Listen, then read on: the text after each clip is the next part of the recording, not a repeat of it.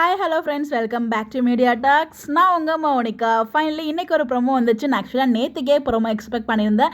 இந்த ஒரு ப்ரொமோவை நேற்றுக்கு போட்டிருந்தா ரொம்பவே நல்லா இருந்திருக்கும். பிகாஸ் இன்றைக்கி போட்ட ப்ரொமோவில் கொஞ்சம் சீன்ஸ் வந்து இன்றைக்கி எபிசோட டெலகாஸ்டே ஆகிடுச்சு.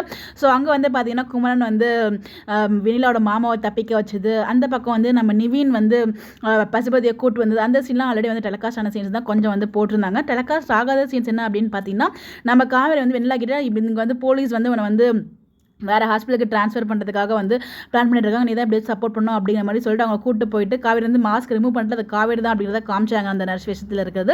அண்ட் ஒன் மோர் திங், நான் லாஸ்ட் வீடியோ அதாவது எபிசோட் பேசின வீடியோவில் சொல்ல மாதிரி நம்ம காவேரி வந்து நர்ஸாக மாறி தான் நம்ம வெளியில் வந்து கூட்டே போடுவாங்க. அது ஆக்சுவலாக அந்த சீனை வந்து சொல்ல மறந்துட்டேன், sorry for that.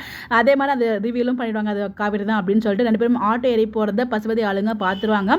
So Pasupathi ஆளுங்க வந்து பார்த்தீங்கன்னா இப்படியே வந்து அவங்களுக்கு முன்னாடி போய் அங்கே நிற்கிறத பார்த்துட்டு காவேரி பசுபதி ஆளுங்க நிற்கிறாங்க, இறங்கி போடணும் அப்படின்னு சொல்லிட்டு ரெண்டு பேரும் ஓடுறாங்க. ஒரு விஷயம் என்ன நோட் பண்ணீங்கன்னா, ஒரு பக்கம் நம்ம காவேரி அந்த ஒரு சீரியல் வைஸ்ல அவங்க பிரெக்னெண்டா இருக்காங்க, ரியல் லைஃப்ல வைஷு பிரெக்னெண்டா இருக்காங்க. உண்மையிலே வைஷுக்கு ஒரு பெரிய ஹேட்ஸ் ஆஃப்ங்க.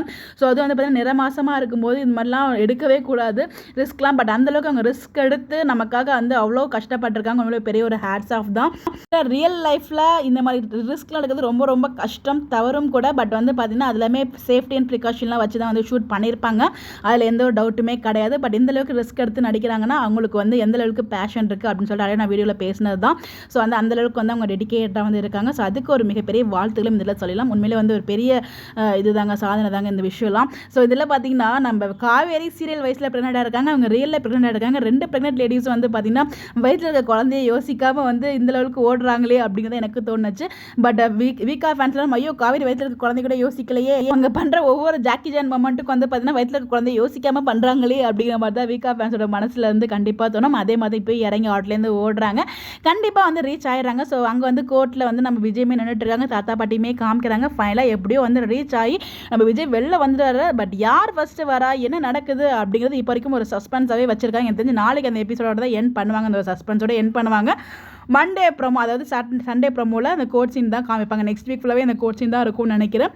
அந்த பேக்கை தூக்கிட்டு போகிற சீன்ஸ் வந்து அதுக்கு அடுத்த வாரம் வருதா இல்லை மிட் வீக் ப்ரோமோ வருதான்னு தெரியல, வெயிட் பண்ணி தான் பார்க்கணும். உங்களுடைய கருத்துக்காக ப்ரோமோ பார்த்தீங்களா, எப்படி இருந்துச்சுன்னு சொல்லி கருத்துக்கலாம் மறக்காமல் கமெண்ட்டில் ஷேர் பண்ணுங்கள். இந்த மாதிரி எப்படி தெரிஞ்சுக்கலாம் நம்மளோட சேனலை ஃபாலோ பண்ணிக்கோங்க. Bye bye.